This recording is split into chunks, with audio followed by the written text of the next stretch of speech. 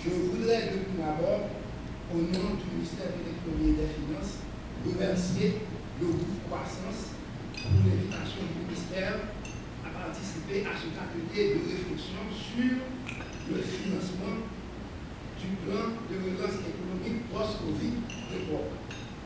C'est l'occasion pour le ministère de l'Économie et des Finances de présenter aux principaux acteurs de la vie nationale les grandes orientations de l'époque et les mesures fiscales et budgétaires adoptées pour en assurer le financement. À travers le PREPOC, les actions du gouvernement se focaliseront sur le renforcement du système national de protection civile, l'accélération numérique, l'accroissement de la résilience des chocs, le renforcement des capacités des institutions publiques, ainsi que le développement des infrastructures de base, eau potable et électricité qui sont indispensables pour annoncer une croissance durable et inclusive pour les 3 prochaines années. Le document PREPOC a été élaboré dans un cadre largement participatif dans lequel les universités, la société civile, les institutions publiques, le secteur privé, les associations de PME et les collectivités territoriales et les partenaires techniques et financiers ont été impliqués et ont grandement contribué à son élaboration. Tout en restant dans l'esprit de l'agenda assorti de thèmes spécifiques proposés par le groupe Croissance, pour des raisons méthodologiques, les interventions du ministère de l'Économie et des Finances s'articuleront autour de 2 sujets.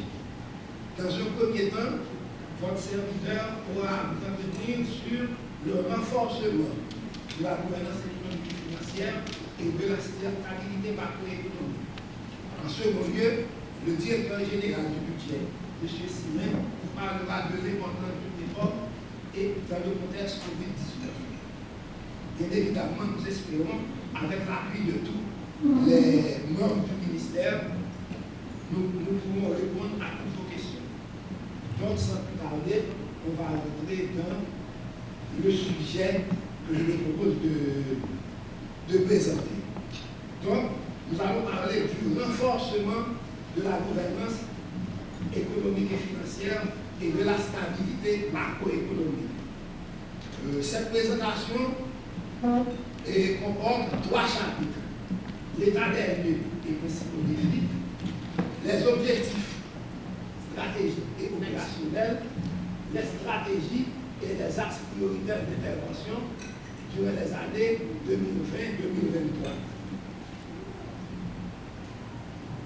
État des lieux et les principaux défis.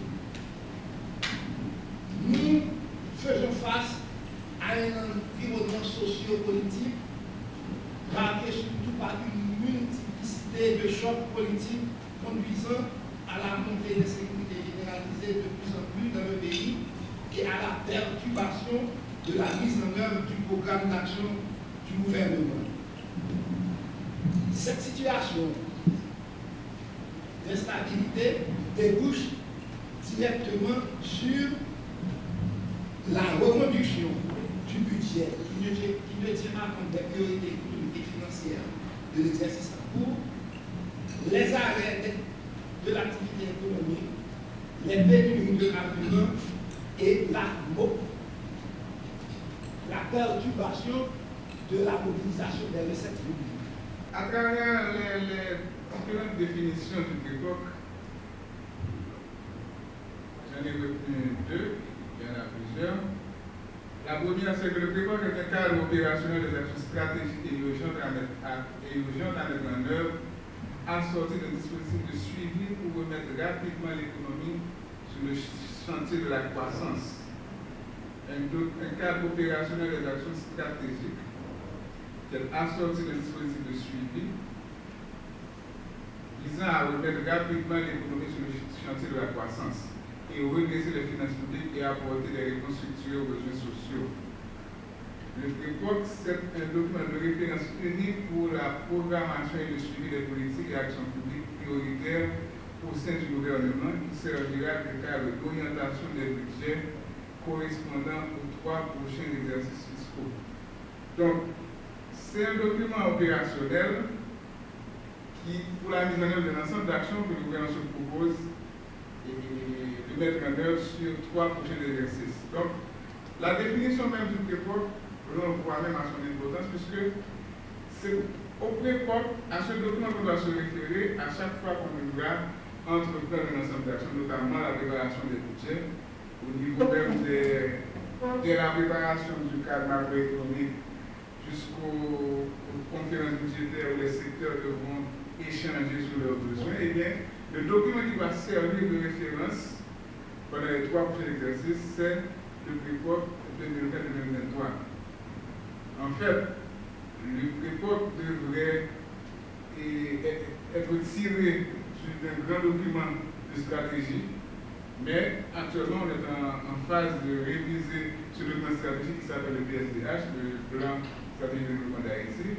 Donc en attendant que ce document soit complètement révisé, donc le pré-POC sert de document qui traduit une vision sur un ensemble d'actions pour les 3 prochains exercices fiscaux à venir. Donc, je dis 3 exercices fiscaux, mais il y a cet exercice en cours 2020-2021 et les 2 prochains exercices 2021-2022, 2022-2023. Au fait, pour répondre à l'ensemble des questions, j'ai dû beaucoup plus, parce que la source de notre droit fiscal, c'est le Code des impôts français.